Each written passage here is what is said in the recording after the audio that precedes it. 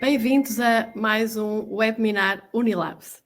O tema de hoje é a genética na medicina reprodutiva. Dando continuidade à série de seminários da Unilabs para profissionais médicos e de saúde, vamos hoje falar sobre a aplicação de testes genéticos em obstetrícia e ginecologia, em especial os testes de rastreio pré-conceição e os testes de diagnóstico pré-natal hoje em dia disponíveis. A ideia deste webinar é falar dos testes que podem apoiar os colegas e os consulentes no planeamento de uma gravidez, a forma de tomar decisões informadas nos cuidados clínicos. Queria apresentar os nossos palestrantes. É uma honra ter connosco o professor Luís Guedes Martins e queria mesmo agradecer ter aceitado este convite. O professor Guedes Martins é diretor do Centro de Medicina Fetal do Porto, do CMIN, Centro Hospitalar Universitário do Porto, e professor de obstetrícia no ICBAS. É médico da Casa de Saúde da Boa Vista e é diretor da clínica professor Luís Guedes Martins. Temos também o Dr. Joaquim Sá, médico geneticista assistente graduado do Centro Hospitalar Universitário de Coimbra, CHUCS, e diretor médico da genética da Unilabs. Questões da audiência são possíveis e desejáveis. Para colocá-las, devem utilizar as formalidades disponíveis nesta plataforma. Assim começaremos por falar na jornada de um casal que planeia uma gravidez. Isto é, a fase pré-conceição. Os casais estão muitas vezes preocupados com alguma doença de que podem ser portadores e existem testes de portadores e também guidelines e orientações da American College of Medical Genetics que podemos aplicar como orientação. Começaria assim pelo Dr. Joaquim Sá sobre os testes de portadores nesta fase pré-concepcional. Que utilidade, que guidelines, que opções existem e que testes é que podemos oferecer a estes casais? Muito obrigado pelo convite e então, tentando responder à pergunta, vamos dividi-la em duas partes. Portanto, temos que distinguir dois conjuntos de casais diferentes. Há aqueles casais que estão a planear uma gravidez e que já sabem que na família existe alguma história de uma doença hereditária. E aí, muitas vezes, o importante é esclarecer com precisão qual é a doença hereditária e fazer um teste específico para saber se aquela pessoa, ou os dois, serão portadores da doença hereditária já conhecida na família. Portanto, isso é algo que se faz há muitos anos, pelo menos desde que eu estou em genética. E há também testes um pouco diferentes do que esses, que são mais vastos, em que são aplicados essencialmente a casais que não têm qualquer história familiar sugestiva de uma doença hereditária, mas que ainda assim correm riscos, como todos nós corremos ao ter filhos, e que querem esclarecer um bocadinho melhor esses riscos. E aqui estamos a falar de testes para doenças recessivas, sendo elas autossómicas, ou seja, estando num cromossoma não sexual ou estando no cromossoma X, e aí sim temos cada vez mais painéis mais vastos, com maior número de doenças lá incluído, que podemos assim excluir ou diminuir de uma forma muito significativa o risco de virem a acontecer na descendência. Muito. Não sei se respondi à pergunta. Quer enquadrar esta explicação sobre os testes possíveis dentro da prática clínica na obstetrícia do dia-a-dia? A pergunta é para mim? É. Muito bem. Bem, primeiro, boa noite a todos e já percebi que está imensa gente a assistir a este encontro. Parabéns à organização e naturalmente à iniciativa. Acho que isto é muito bom, acho que é muito bom poder partilhar estas ideias assim em conjunto, é de uma forma um pouco virtual, mas por visto estamos sempre muito mais próximos do que aquilo que parece. Em relação a este tópico em particular na pré-conceição, eu acho que, sob o ponto de vista clínico, a primeira coisa que temos que ver é que a forma como as pessoas se comportam na gestão da preparação de uma gravidez, aquilo que se vê na nossa realidade e até na nossa população, está a mudar. e está a mudar de forma muito significativa. E, portanto, estes aspectos que o Dr. Joaquim, concordo em absoluto com o que disse, que são quase históricos no comportamento, no raciocínio de genética médica ou genética clínica, portanto, adaptada à realidade das pessoas, nomeadamente em circunstâncias em que um casal é portador ou tem conhecimento de existência de uma doença com transmissão genética na família e procurar de forma específica essa perturbação, estar a generalizar-se à população, ou seja, a existir subgrupos ou pessoas só porque sim, só porque querem efetivamente fazer um teste, é uma realidade que não é uma coisa que está assim tão distante quanto isso. Claro que a pergunta que devemos colocar primeiro é: porquê? Qual é o motivo para as pessoas quererem saber coisas que se calhar até pode não interessar tanto quanto isso? Bem, eu acho que esse tipo de avaliação e esse paternalismo médico também está a terminar. Isso pode não ser uma má notícia. E pode não ser uma má notícia porque, de certa forma, quando nós recebemos um casal que até nos aborda e nos fala deste assunto, nós temos que ter a honestidade de dizer o que existe e o que não existe.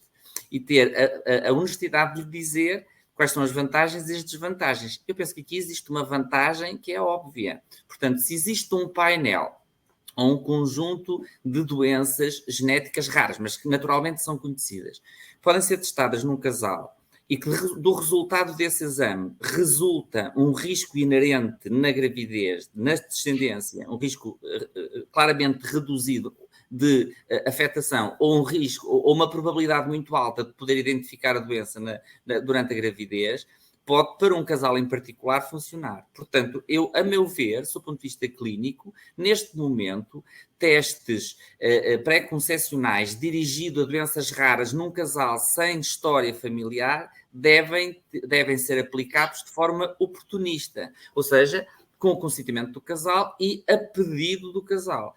Do ponto de vista populacional, não estou a dizer que, ou pelo menos não quero dizer com isto, que num futuro próximo ou relativamente próximo isso não venha a acontecer, como por exemplo os estudos pré-concepcionais gerais que nós fazemos, os estudos analíticos gerais que nós fazemos, ou aquilo que nós chamamos de procurar sinais de doença, sinais de infecções, que são os protocolos básicos no estudo pré-concepcional, não se generalizam em muitos aspectos da genética, mas neste momento fazê-lo de forma indiscriminada, de forma populacional, efetivamente isso não está a acontecer. O que está a acontecer é, de forma estranha, mas real, os casais nos abordarem nesse sentido. Portanto, eu penso que o estudo, de uma forma concreta, este tipo de estudos tem neste momento indicações formais.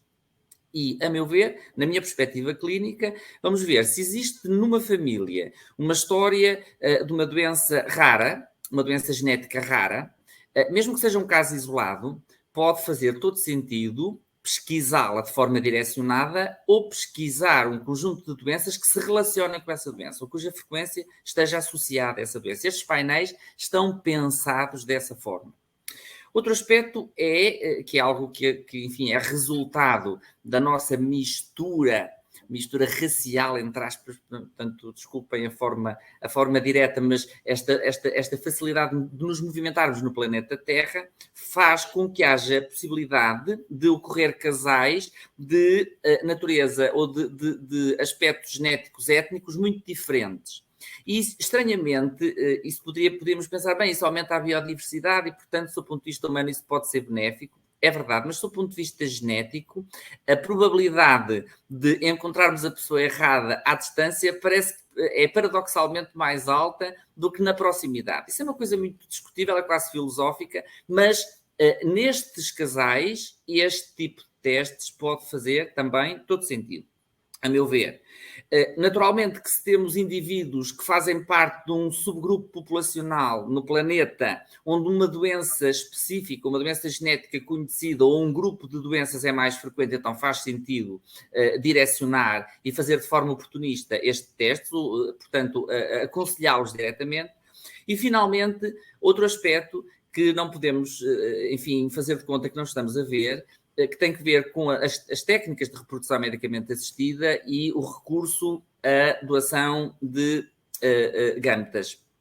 Esse é um aspecto muito relevante. Isso pode poupar muito tempo e muito transtorno na avaliação de um feto que é procriado com este tipo de técnicas. Portanto, nestes casos, pode fazer todo sentido fazer parte de um protocolo, por exemplo, nos dadores, de prever, ou pelo menos saber, se nesses painéis, que são de resto bastante criativos, mas são e honestos, se nesses painéis existe a probabilidade ou de transmissão, sob o ponto de vista genético da doença para a descendência, porque estes casais têm um envolvimento económico, pessoal, social, um sofrimento enorme até conseguir uma gravidez, e posso-lhes dizer que há casais que fazem tudo o que for necessário.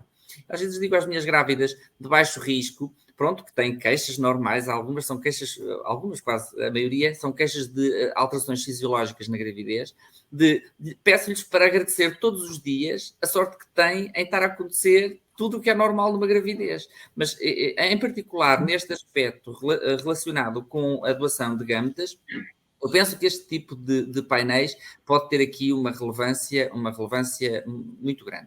Não sei se respondia à pergunta da professora Purificação. Foi claríssimo, achei uma explicação claríssima, espetacular. E referiu um ponto muito importante, que é na doação de gametas, de facto, convém, pronto, mas isso está mais ou menos estipulado, que estes testes sejam feitos nos indivíduos que fazem doação de gametas, para exatamente não estarem... eu antes queria fazer aqui um parênteses, porque nós todos temos variantes capazes de transmitir doenças, só que nós não sabemos quais é que elas são. E, portanto, o risco, era para fazer este parênteses, o risco que existe para um filho é que o pai e a mãe tenham a mesma variante para a mesma doença. Aí então é que pode haver risco para o filho receber do pai e receber da mãe. E, portanto, mas nós todos temos 6 a 8 a 10 variantes capazes de causar doença, se coincidir com um parceiro que também tenha a mesma variante, e nós aí então é que poderemos ter um problema. Portanto, nós o que vamos procurar é estudar esta lista de variantes nuns e noutros mais frequentes, que é para ver onde é que há coincidência. E nos dadores é particularmente pertinente, na medida em que um dador também não faz só uma doação, faz mais do que uma, e, portanto, convém saber se coincide depois com o elemento do casal que vai fazer também a outra parte. Portanto, essa foi uma chega muito pertinente, professor Guedes Martins. Obrigado. Passávamos agora à situação e agora, depois da gravidez, que testes genéticos é que nós temos para oferecer como opção aos casais? O rastreio não invasivo, o teste pré-natal não invasivo para detecção das aneuploidias, das trissomias, tanto que está a ganhar grande expansão, versus o rastreio duplo com ecografia que se fazia antes e que ainda se faz. E, portanto, doutor Joaquim?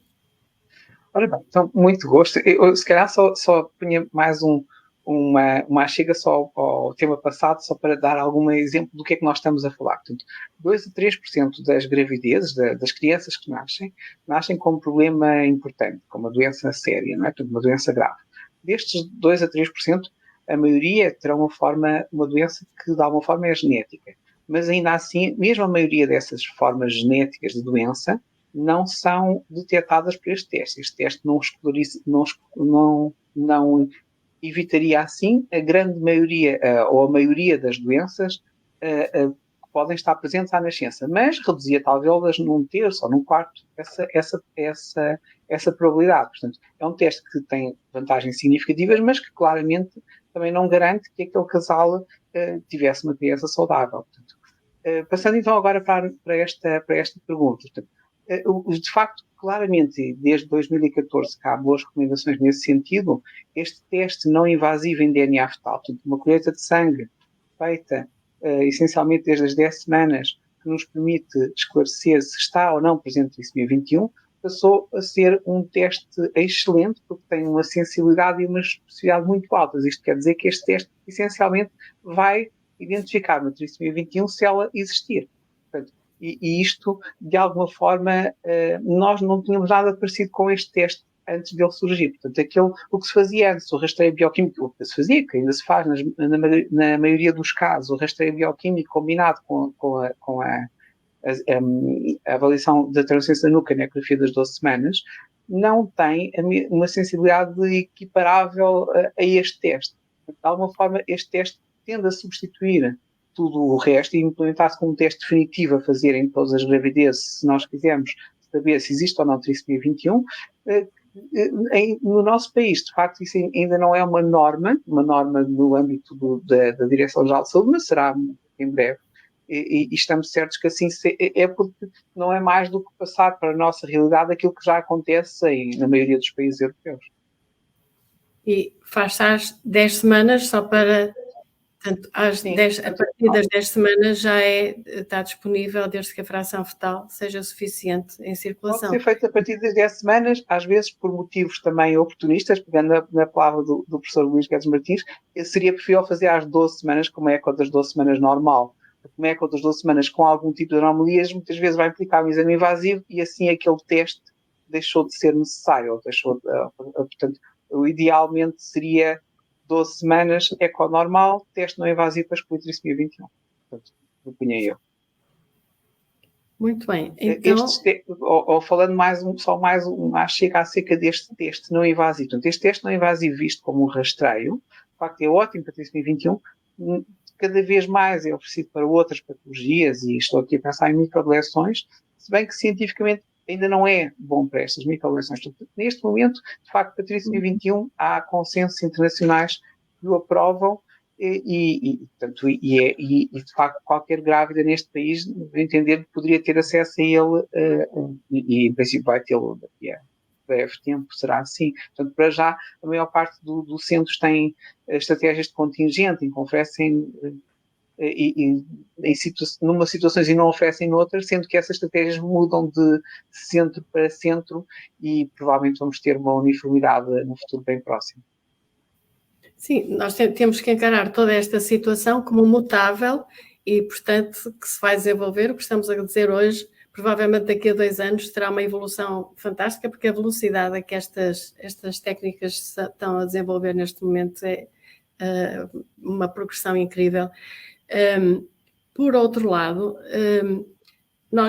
convém também frisar muito bem aquilo que o Dr. Joaquim estava a dizer, que o facto de, por exemplo, a trissomia 21, o teste pré-natal não invasivo no sangue da mãe, a partir das 10 semanas ter 99,9% de taxa de detecção, não quer dizer que para outras microdeleções pode ter 30%, 40%. E há o perigo de as pessoas fazerem o teste a pensar que será sempre uma taxa de detecção de 99,9% para todas as anomalias, quando não, varia conforme as anomalias. Portanto, isso é uma das coisas que nós também deveríamos deixar claro, que a taxa varia conforme a anomalia a pesquisar. E isso tem que ser contemplado. Muito bem. Para além, então, do NIPT, que está em crescendo e a ganhar uma grande, digamos que, progressão na quantidade de testes a fazer, quais serão os outros que vemos como possíveis? Nós temos outros testes possíveis durante uma gravidez, quando é que eles seriam disponibilizados? Estou aqui a pensar no RCGH, num exoma. Quando é que nós usaríamos esses testes mais complexos numa gravidez? Não sei quem quer falar disto. Eu posso começar, que se calhar continua o professor Luís. Portanto, claro, é um bocadinho isso. Portanto, ou seja, há que distinguir aqui um teste de rastreio, eventualmente com uma indicação muito abrangente num futuro próximo, de um teste invasivo. Portanto, nós temos sempre cuidado de distinguir as duas coisas. Portanto, um teste invasivo nós vamos realizar essencialmente quando a história familiar assim o indica, ou quando aquele teste que falámos no início do programa, um teste de portadores indica que os dois membros do casal são portadores da mesma doença, ou então, ou que a senhora é portadora de uma doença no cromossoma X e, portanto, tem risco de ter filhos rapazes afetados, ou então, de facto, quando temos anomalias ecográficas. Portanto, as anomalias ecográficas vão ser uma das causas principais para avançarmos para um teste invasivo. a uma biópsia das velocidades às 12 semanas, ou uma amniocentese desde as 16 semanas. Portanto, neste teste, depois deste exame invasivo, então podemos fazer diferentes testes. Quanto mais avançado for, quanto mais generalista for o teste que fizermos, mais possível é chegarmos a um diagnóstico. E, de facto, a indicação depende muito. Portanto, claramente, quando nós temos uma anomalias ecográficas maiores, será possível fazer um teste com uma abrangência maior, como um exoma. Pelo contrário, quando nós temos uma situação muito compatível com uma anomalia, portanto, nós temos a transcendência nuca aumentado, temos ossos nasais ausentes. Portanto, se não, por algum motivo não foi feito o NIPT, ou mesmo o NIPT é um resultado positivo, o que é que vamos fazer? Vamos fazer o cariótipo, não faz sentido fazermos outro teste, neste caso, com o resultado positivo do NIPT. Portanto, ou seja, o teste tem que ser adequado de acordo com a indicação clínica, sendo que, de facto, temos agora testes muito mais eficazes para chegar a diagnósticos do que tínhamos no passado recente. E isso vai mudar significativamente a possibilidade vai aumentar significativamente a quantidade de diagnósticos pré-natais que antes não eram possíveis fazer. Podiam-se fazer mais tarde ou depois, portanto, mas depois do nascimento da criança, ou no caso de interrupção médica de gravidez após a autópsia, mas não se poderiam fazer com a simplicidade que hoje conseguimos fazê-los durante a gravidez e muitas vezes antes das 24 semanas. Não sei se o professor Luís quer tocar neste tema assim. Eu estou cheio de vontade de falar agora e acho que, porque do ponto de vista clínico, acho que de uma forma global tocou-se em aspectos muito importantes, aliás, importantíssimos, e que se calhar vale a pena, se me permitirem, fazer aqui um pequeno ajuste de algumas ideias no que refere à sequência com que nós utilizamos estes testes. Atenção, nós estamos a falar num modo muito genético, aliás, é o objetivo deste encontro, mas vamos cair à terra fetal e vamos ver qual é que é o melhor interesse do casal, qual é que é o melhor interesse do feto. Sabem que quando um casal entra num gabinete de medicina fetal para expor o seu feto a um teste, por exemplo, um exame ecográfico, a perspectiva do casal habitualmente é: eu venho aqui confirmar que o meu filho é perfeito. Do ponto de vista estrutural e do ponto de vista genético, eu até acho isso assustador, porque eu acho que é assustador ser perfeito. Acho terrível, se não mesmo uma bizarria. Mas, do ponto de vista humanístico, esse é o objetivo dos casais. O nosso objetivo não é testar isso. Qualquer feto que entre para ser avaliado por mim é anormal, até prova em contrário. É claro que isto pode passar uma sensação de pedra de gelo, mas as nossas perspectivas são diferentes. Naturalmente nós ajustamos isto de forma social porque somos seres humanos e esforçamos-nos todos por ser boas pessoas, é uma obrigação moral. Em relação à sequência destes testes, eu queria dizer fazer aqui um pequeno resumo da sequência que eu considero adequada. Se repararem, o NIPT, ou Diagnóstico Pré-Natal Não Invasivo, para trissomia 21, e em boa verdade, este teste não invasivo ganhou uma popularidade quase atómica, foi no diagnóstico de trissomia 21. Quando nós abrimos um livro de medicina fetal para ver, enfim, quais são os problemas mais frequentes que podemos diagnosticar na vida pré-natal, vamos ver que a trissomia 21 são só 3 páginas num livro enorme que tem não sei quantos volumes. Mas as pessoas, de facto, têm tendência a preocupar-se com aquilo que conhecem. Também não é por acaso que nós tanto procuramos trissomia 21, porque, de facto, é a doença genética mais frequente no ser humano, doença genética macro, portanto, em termos genéticos. Portanto, a prevalência na população em geral é alta, é 1 em 700. Ainda por cima, aumenta muito com a idade materna. E os últimos anos, ou nos últimos 20 anos, a mediana de idade materna aumentou imenso, muitíssimo. Nós estamos na escala dos 30, há 20 anos estávamos na escala de 20 anos. Portanto, 20 e tal anos. Portanto, vejam bem que para fazer desviar a idade materna para valores de 32, 33 anos, ok, faz mudar imenso a incidência, a prevalência desta doença na população. E, portanto, naturalmente que isso faz com que num grande número de países se dê tanta atenção ao diagnóstico pré-natal da trissomia 21. é indiscutível que o NIPT, o teste de diagnóstico pré-natal não invasivo para esta doença, que nós chamamos de forma errada, a meu ver, DNA fetal na circulação materna, e não é verdade. O que nós testamos é DNA de origem placentar na circulação materna, pensando naquele princípio que a placenta geneticamente deverá ser igual ao feto. Bem, não entrando muito em pormenores muito mais técnicos, deixar claro que não me parece bem, a meu ver, e se querem que lhes diga, eu acho que é até desonesto, fazer um pedido de um teste genético, seja não invasivo ou outro teste genético, sem ver o feto. Portanto, é verdade que estes testes podem ser feitos a partir das 10 semanas, e naturalmente que, voltamos à história do oportunista, se nós temos um casal quase histérico com a ideia de um diagnóstico de trissomia 21, e depois de aconselhado e depois de se explicar que vale a pena ver o feto primeiro, porque se o feto for, de facto, estruturalmente normal, sem qualquer marcador de trissomia 21 ou marcador de doenças like trissomia 21, se calhar faz sentido nestes casais, todo sentido, a querer rastrear. O que é que os casais vão querer rastrear? Aquilo que é mais frequente. Então faz sentido fazer um NIPT. Mas atenção, é preciso ver qual é a expectativa do casal. O casal quer saber a resposta à pergunta trissomia 21 ou quer saber a resposta à pergunta se tenho, por exemplo, um cariótipo normal. Ok? Portanto, eu acho que a sequência do pedido dos testes tem que ser apresentada ao casal. Portanto, salvo em raríssimas exceções, a exceção que eu disse é um casal com histeria em relação a este assunto e que faz essa exigência porque quer, mas foi informado. Um teste não invasivo não deve ser procurado, não deve ser realizado na ausência de um exame ecográfico normal. Porquê?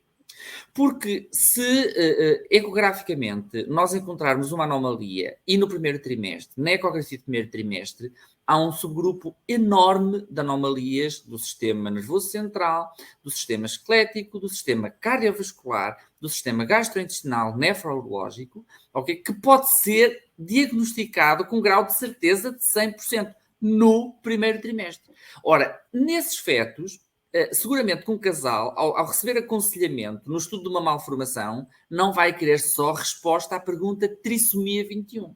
Bem, então se não quer a resposta só à pergunta trissomia 21, temos que partir para um exame invasivo.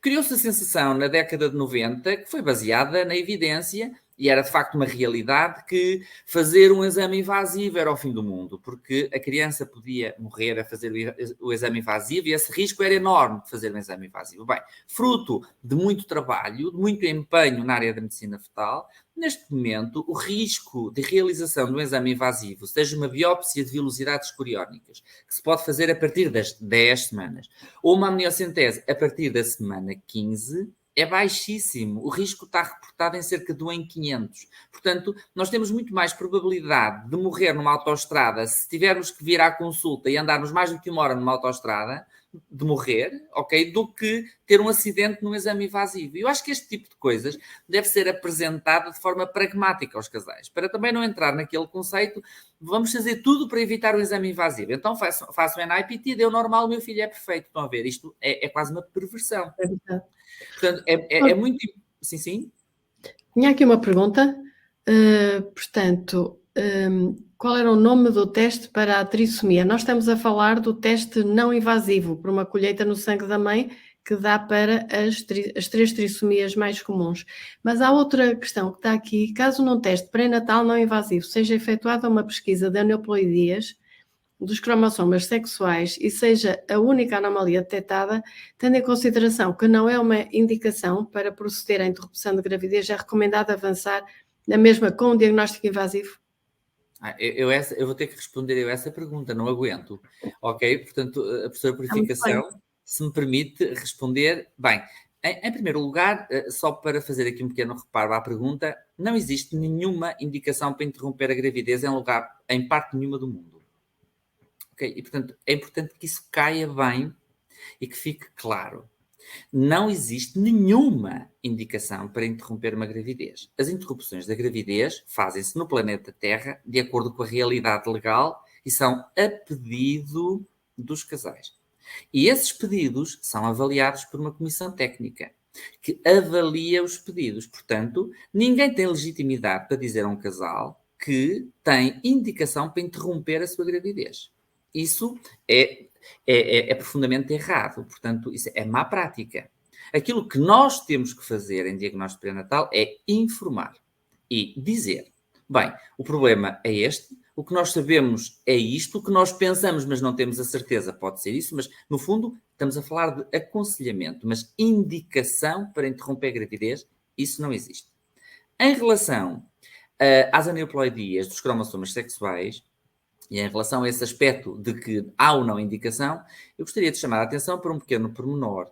É que as aneuploidias dos cromossomas sexuais também se associam a anomalias estruturais fetais, portanto não têm que ser necessariamente isoladas. E um feto que tem uma aneuploidia do cromossoma sexual, mas tem uma cardiopatia grave, por exemplo, isso pode acontecer, nós sabemos que isso pode acontecer, é um casal que pode ter legitimidade para fazer um pedido. Em boa verdade, legitimidade para pedir uma interrupção de gravidez qualquer casal tem. Agora, a liberdade de alguém termina onde começa a liberdade do seguinte. E se uma comissão técnica faz um reparo a negar essa possibilidade, então a gravidez não será interrompida.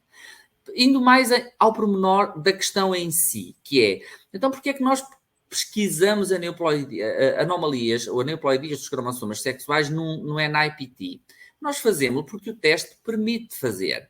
E nós sabemos que, em boa verdade, a sensibilidade do teste para este tipo de anomalias não é igual à da trissomia 21. Portanto, onde brilha o NIPT é na trissomia 21. E eu penso que ninguém se lembra de fazer um NIPT para excluir uma aneuploidia de um cromossoma sexual. Agora, habitualmente coloca-se na cruz, que está onde envolve a trissomia 21, 18, 13 e aneuploidias dos cromossomas sexuais. Em relação ao aspecto de terminar a gravidez em aneuploidias dos cromossomas sexuais, que eu saiba, na nossa realidade, de forma isolada e em pessoas estruturalmente normais, eu estou convencido que a maioria das comissões técnicas não aceitaria um pedido desses. Mas não estou tão convencido disso em países vizinhos na Europa. E por isso, volto a frisar e gostaria que isto ficasse claro, não há indicações para interromper a gravidez. Existe aconselhamento, existe um diagnóstico e existe um pedido formalizado pelo casal. Mas não indicação para interromper uma gravidez. Eu não sei se respondi à pergunta, se... Penso que muito bem. Temos aqui só uma pergunta acerca do nome do teste do teste não invasivo. A Unilabs tem um teste não invasivo que é o Tomorrow. Se pesquisarem Tomorrow, vem a descrição do estudo feito neste teste colhido no sangue da mãe a partir das 10 semanas. Havia aqui 2 perguntas sobre isso. Eu penso que nós estamos com o tempo esgotado ou quase. E isto passou muito rapidamente e penso que quase que dá vontade de marcar uma segunda. Acho que foi aqui um tema muito bem tratado, tanto quanto... Ainda faltam 27 minutos, podemos continuar.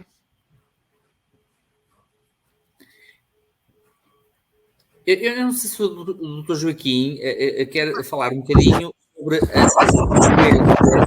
teste genético que nós podemos fazer no estudo de uma malformação, falando assim de uma forma global, quando se faz um exame invasivo. Aquilo que é o primário, o que é o óbvio, e aquilo que não é bem o óbvio, e é entrar no campo do pormenor, digamos assim, genético. E que há 20 anos, nós falámos disto há pouco tempo, num estudo de uma malformação, ter um cariótipo era o máximo. Portanto, no fundo, ter o estudo dos continentes genéticos da nossa realidade genética era espetacular, era fabuloso. E hoje em dia um cariótipo é o primeiro passo no estudo genético de um feto, por exemplo, com uma anomalia estrutural. Não sei se quer passar, talvez fosse boa ideia para depois podermos comentar um pouco isso, ou se alguém tem questões a colocar, mas esta sequência, se repararam, nós falámos de painéis em pré-conceição. Portanto, estudar naturalmente, depreende-se pré-conceição, não é uma coisa da mulher, não é? Portanto, é uma coisa do casal, entendam como quiserem, mas é o casal.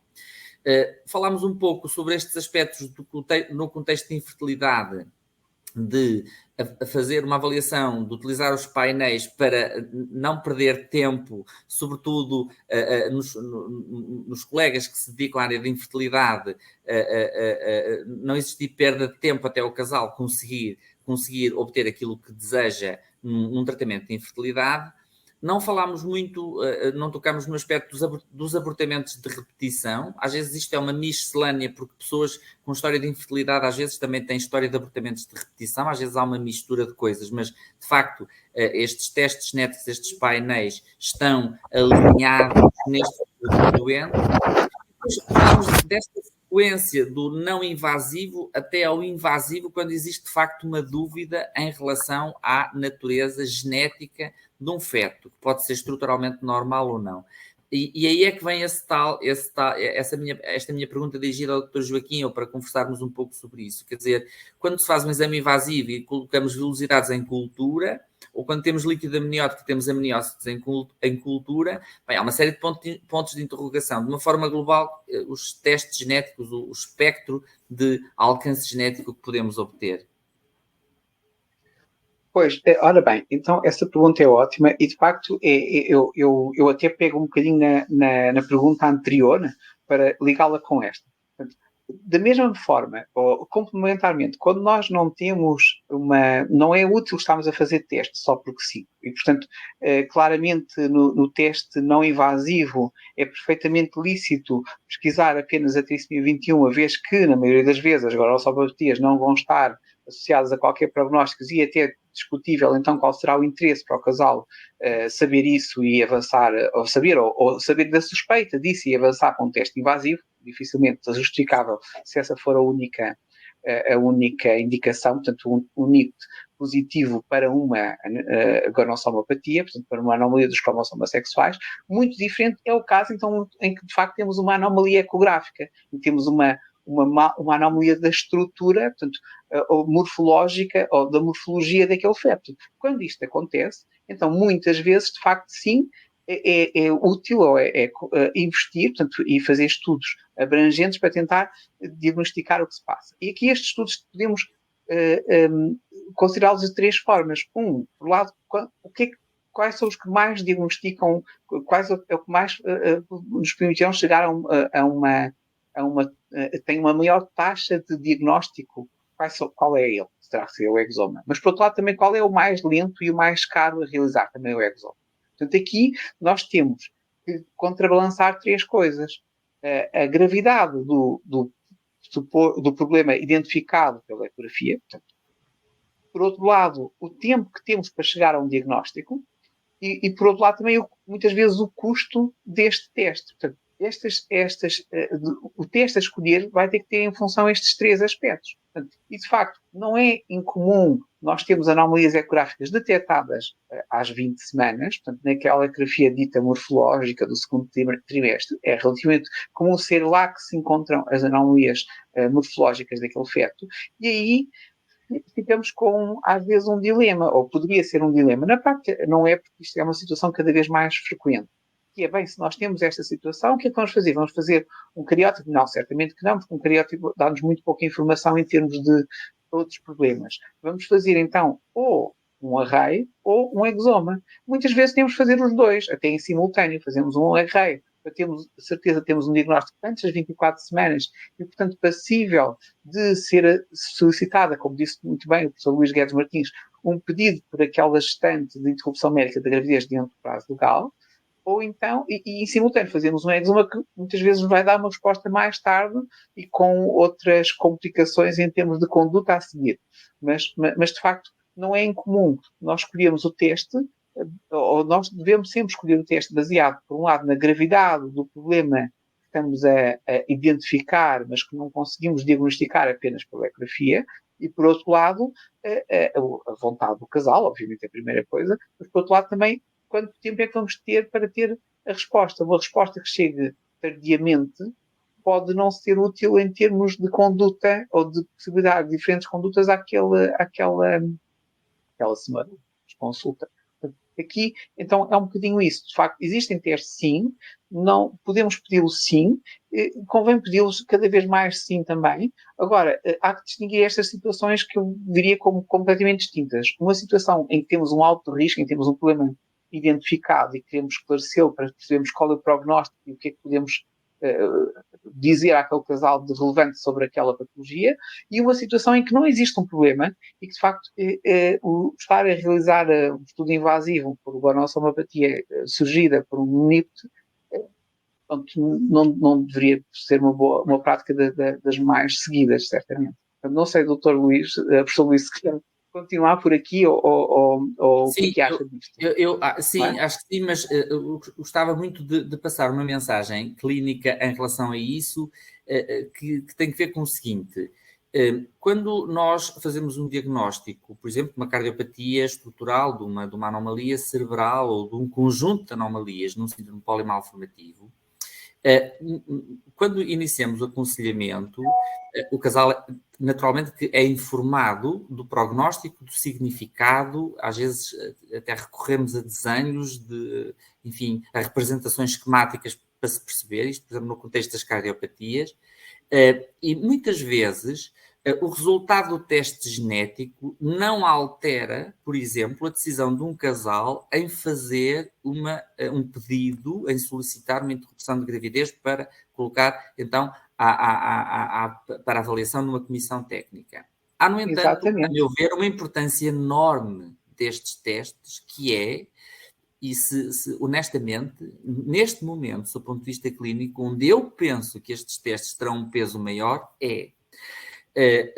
quando se caracteriza uma anomalia estrutural e o casal faz uma solicitação de uma interrupção médica da gravidez e a comissão técnica aceita, no passado existia um silêncio enorme do potencial significado em termos de representação de transmissão vertical daquilo, que era uma pergunta que os casais colocavam de uma forma livre e simples, que é: mas o que é que nós fizemos de errado? Ou será que isto passou de mim e é por isso que o meu filho tem esta resposta? E a nossa pergunta muitas vezes era cobarde, que era: não temos motivos para pensar nisso. Pois é, mas a verdade é que o microarray e o WES são dois testes que nos estão a mostrar que estávamos profundamente errados nesta resposta e profundamente errados numa proporção grande da população. Ou seja, nós mentimos a quase 20% da população, porque em estudos de anomalias estruturais, em 20% da população vamos encontrar alterações com significado clínico e algumas dessas alterações, num número bastante significativo, reparem, olha que este 20% não é um número baixo. Para mim, eu vejo 100 grávidas muito rapidamente. Eu vejo 100 grávidas por semana, seguramente, em toda a minha atividade clínica. Portanto, 20% é 20. É muita gente. Claro que não vejo 100 malformações por semana, mas vejo rapidamente 100 malformações. Muito rapidamente. Ora, se eu assumir que estou a errar no aconselhamento em 20, é uma tragédia a minha atividade clínica. Portanto, onde eu acho que este tipo de testes, neste momento, tem um impacto enorme, uma mudança enorme, e pode ajudar imensos casais, sobretudo quando se identifica uma alteração com significado patológico, que efetivamente é herdada e que depois é testada nos progenitores. Isso pode mudar o futuro reprodutivo desse casal. Portanto, pois é, eu penso que é um bocadinho isso, ou seja, a grande vantagem em termos esta possibilidade de fazermos um aconselhamento e esclarecermos com certeza os riscos de recorrência numa futura gravidez.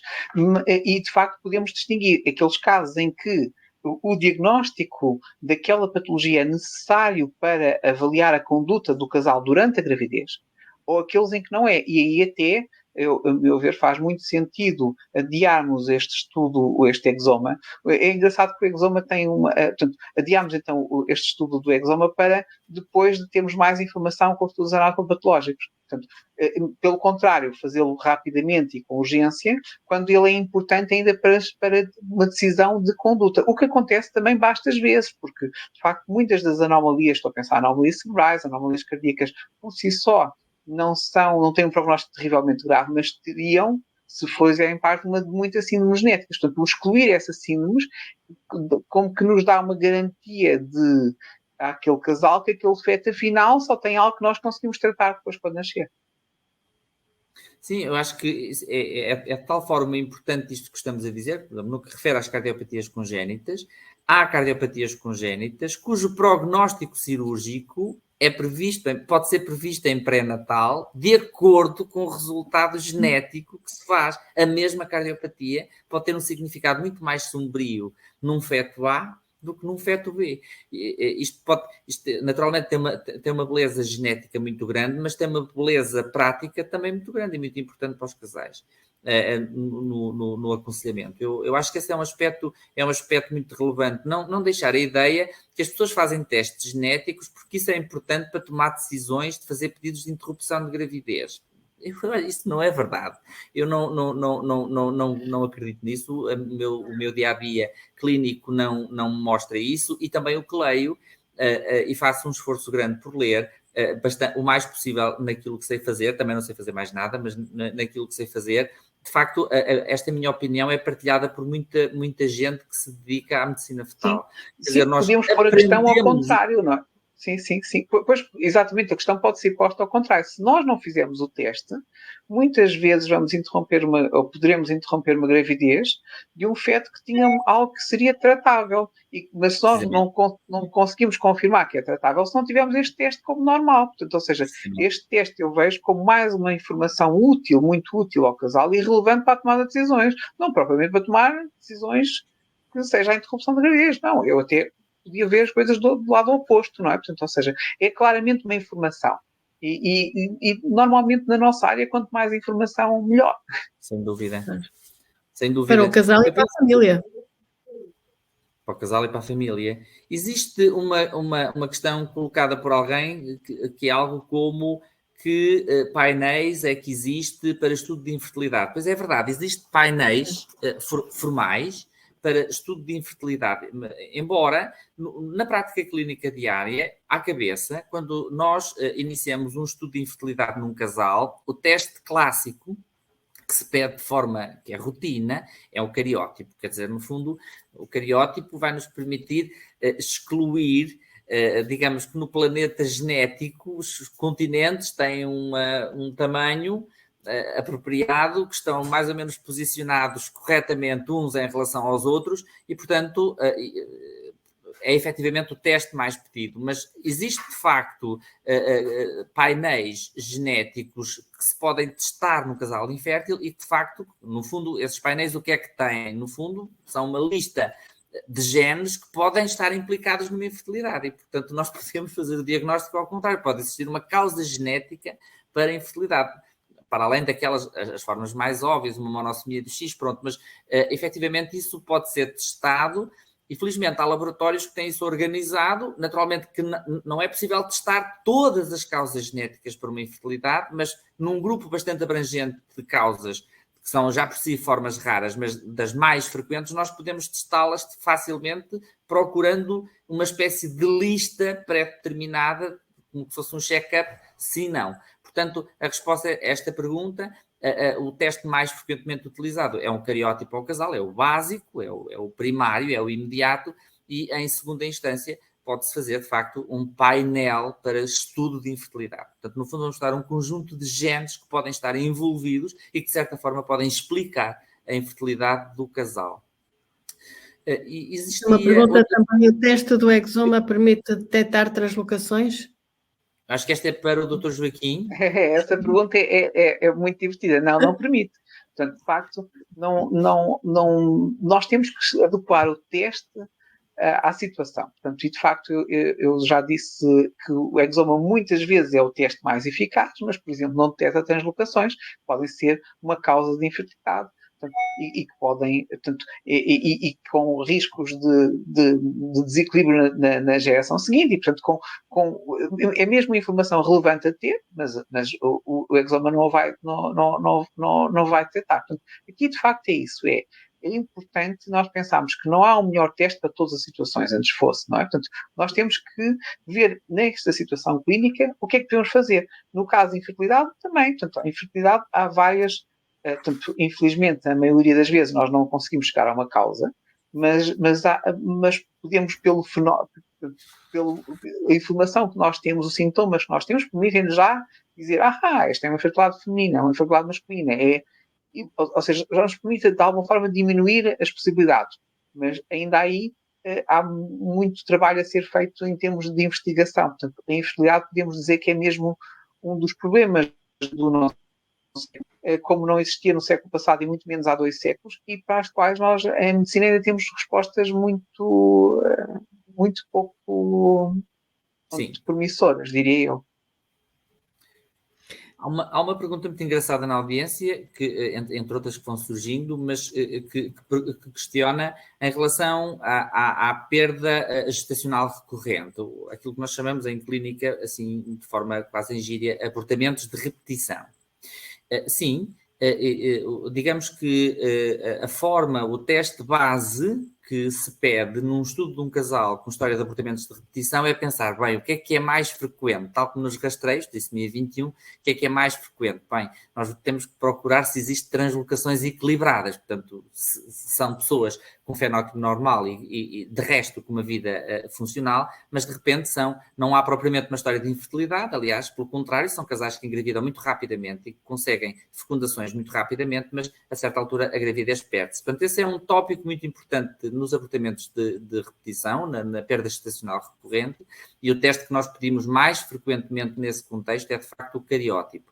Naturalmente, que o estudo de trombofilias é um estudo paralelo que nós fazemos, e, portanto, pode existir uma coexistência, portanto, para responder a essa pergunta, clinicamente, de uma forma equilibrada, aqui, enfim, transversal, a minha resposta é um painel de trombofilias e um cariótipo. Esses são, assim, os 2 testes básicos aqui dentro da esfera desta nuvem genética que nós estamos a tentar recriar aqui neste encontro. Não sei se o Dr. Joaquim quer fazer mais algum comentário em relação a isso. É isso mesmo. E também, mais uma vez, podemos precisar. Portanto, são abortamentos tardios. Então, as trombofilias fazem mais sentido, não é? Portanto, são abortamentos muito precoces. Então, é improvável que possa ser uma trombofilia a causa. Portanto, ou seja, é um bocadinho isso, há linhas gerais, mas cada pessoa é uma pessoa e, portanto, tem que ser avaliada com todos aqueles pormenores para se escolher o teste, ou o conjunto de testes, ou muitas vezes até a sequência de testes que faz mais sentido naquela situação em particular. Está aqui uma pergunta que acho que até é muito interessante, porque aborda aqui uma questão sobre a quantidade de testes que nós disponibilizamos e se a aplicação de estudos genéticos recorrentes a painéis de genes em casais de indicação clínica não iria contribuir para aumentar a ansiedade do casal. E creio que isto é um tema que nos afeta a todos. Sim, eu posso responder um bocadinho. Esse tema é muito divertido. Sim, que é um, portanto, poderia...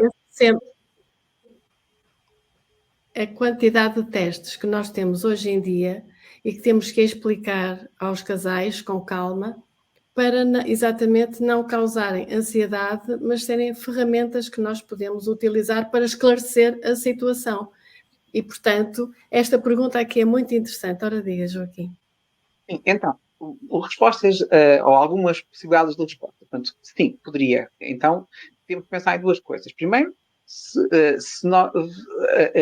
quem faz este teste deve ser apenas as pessoas que o querem fazer. Obviamente, portanto, podemos pensar que o casal que pode vir a sofrer de uma ansiedade acrescida se os 2 forem portadores, também é um casal que à partida veio ter connosco porque queria fazer o teste. De alguma forma, então, deve ser capaz de lidar com essa ansiedade, senão não o teria feito em primeiro lugar. Podemos pensar numa outra perspectiva, mais para a frente, e que, como acontece em alguns países. Não, isto é quase que tem um rastreio e então as pessoas fazem regularmente este teste. Aí, o que tem sido feito em alguns países é, as pessoas fazem o teste, mas só aqueles em que se confirme que existe um risco para o casal são contactados. Portanto, como dissemos há pedaço, todos nós somos portadores de um conjunto simpático de doenças, uma meia dúzia. Portanto, ter uma lista das doenças a que cada um de nós é portador não tem grande interesse. Tem interesse é ter uma lista das doenças a que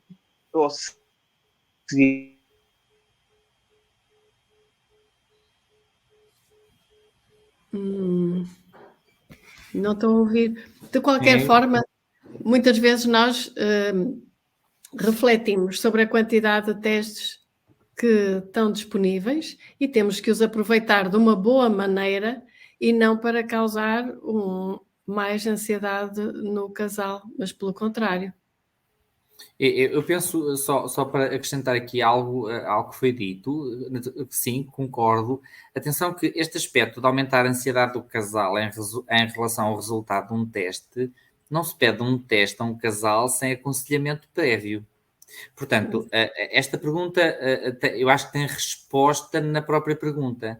Se não há nenhuma indicação clínica, ou se não há nenhum motivo para pedir o teste, então faz parte do aconselhamento não pedir o teste. Não faz o teste. Portanto, se ao apresentar e ao falar abertamente com o casal sobre a multiplicidade de testes que podem fazer, portanto, se o casal mostrar que de facto quer fazer o teste, ou porque tem conhecimento, ou porque ouviu na consulta, e que sabe que então, se isso é possível fazer, se então quer fazer, antes de saber o resultado, sabe a que teste se submeteu. Aliás, eu devo-lhes dizer que há algo que me mete muita confusão. Isto acontece na generalidade dos países, não em todos, mas na generalidade dos países. Mesmo em programas de rastreio, é relativamente frequente as pessoas submeterem-se a um rastreio cujo resultado não compreendem. E isso, por exemplo, acontece... O melhor exemplo, o melhor modelo para entendermos isso é o rastreio bioquímico. É muito frequente uma grávida responder à pergunta, então, esta é a sua primeira ecografia? Não, já fiz uma ecografia e fizeram uma análise para ver se o bebê estava tudo bem com o bebê. Mas como assim uma análise para ver se está tudo bem com o bebê? Isto é extremamente frequente na nossa prática clínica. Significa que nós temos que mudar muito a nossa postura, seja em que tipo de testes sejam, o grau de exigência, ninguém se deve submeter a nenhum tipo de teste sem compreender ou mostrar que compreendeu o significado de realizar esse teste. Portanto, se isso for feito, esta pergunta tem a resposta na própria pergunta. Se não há nenhuma indicação e não há nenhum motivo para fazer um teste, então não o faz. Eu vou-lhes dar um exemplo prático, que eu acho que pode ser muito útil. Eu tenho casais assim, tenho pacientes assim. Tenho pacientes que me dizem, bem, eu quero que me diga se o meu bebê tem um aspecto assim normal, se ele tem uma aparência normal, se ele é normal na ecografia. Mas olha, em relação à trissomia 21, eu não quero saber, não me interessa nada saber se o meu filho tem ou não uma trissomia 21. Se tiver uma malformação, diga-me, mas em relação a isso, por favor, eu não quero saber. Esse casal tem uma contraindicação formal para se fazer qualquer tipo de testes à volta de trissomia 21. Estão a ver? Sem dúvida. Com os restantes, isto fez aqui uma pequena pausa, mas acho que já retomei. Portanto, a regra geral nos testes é, quando se submete a um teste, explicar de forma clara e o casal ou a pessoa perceber, mostrar que percebeu de forma clara que tipo de resultados pode ter, e para pegar noutra questão que é muito importante, que é os significados, os resultados de significado clínico incerto. Bem, atenção, este aspecto que é resultado da evolução em genética e é resultado desta base de dados que nós estamos a aprender, portanto, com a realização destes testes, de vez em quando vêm estas coisas, que é, aparece uma coisa cujo significado é bizarro, é estranho, mas o laboratório tem necessidade de o reportar. A minha opinião pessoal é que significados, alterações de significado clínico incerto devem ser reportados apenas medicamente e não ao paciente. Porque, então, repare, isso não é um resultado. Naturalmente temos que viver com essa ansiedade, mas essa forma, o reportar isso num relatório, a meu ver, não é correto. Portanto, se o significado não é concreto, não é correto. Claro que depois existem as formas cinzentas, que é, bem, tem um significado clínico limitado. Há 2 casos na literatura que associaram isso que o senhor professor está a ver, ou o senhor doutor que viu na ecografia, com esta alteração genética. Mas que são 2 casos clínicos que estão reportados na literatura. Então aí nós temos que puxar a honestidade ao máximo, esticá-la ao máximo e apresentar o resultado aos casais desta forma. E não, os casais entendem a nossa linguagem se nos esforçarmos. Sim, e nós também esta temos é a minha consultas, sim, Posso de genética também um ponto. que hoje em dia estão disponíveis, as consultas de genética, exatamente também para ajudar todas estas situações e complementar, porque os exames que nós temos hoje em dia de exomas, etc., com muitas situações que não são claras, deverão ser reanalisados dentro de 2 anos, por exemplo, e aí já haverá mais claridade sobre aqueles achados que são cinzentos. Portanto, isto é tudo um caminho rápido, mas que às vezes pode pedir uma reanálise. O Joaquim ia falar? Sim, talvez, voltando só a essa questão das variantes de significado clínico desconhecido ou incerto, portanto, aqui tem relevância porque é que o teste foi feito. Portanto, nesse contexto em que vinha a pergunta de que a ansiedade causa a um casal saudável em que é pedida este teste e vem variantes de significado clínico incerto, certamente que eu não vejo motivo para que elas sejam relatadas. Portanto, aqui o objetivo é fornecer informação útil, portanto, identificar variantes patogénicas ou provavelmente patogénicas que de facto estabeleçam que aquele casal é portador. Pelo contrário, num teste diagnóstico, não num teste como este, que essencialmente é um teste de rastreio, mas já num teste diagnóstico nós estamos a tentar esclarecer qual é a causa daquela anomalia ecográfica, então o relatar uma variante de significado desconhecido é útil porque pode-nos dar, porque a clínica pode-nos permitir chegar a conclusões com aquela variante de significado desconhecidos que só a classificação laboratorial não permite. Portanto, aí é importante que ela seja relatada. A correlação. Creio que nós fechamos de uma forma muito boa, com este tema que é muito delicado, mas que tem que ser abordado. E resta-nos, pela parte da Unilabs, agradecer aos dois palestrantes, a uma ótima discussão, e se não houver mais perguntas, eu creio que, ou comentários, ficávamos por aqui hoje na expectativa de uma próxima. Muito obrigada, professor Guedes Martins. Obrigada, Joaquim Sá. Muito obrigado. Muito obrigado. Muito obrigada.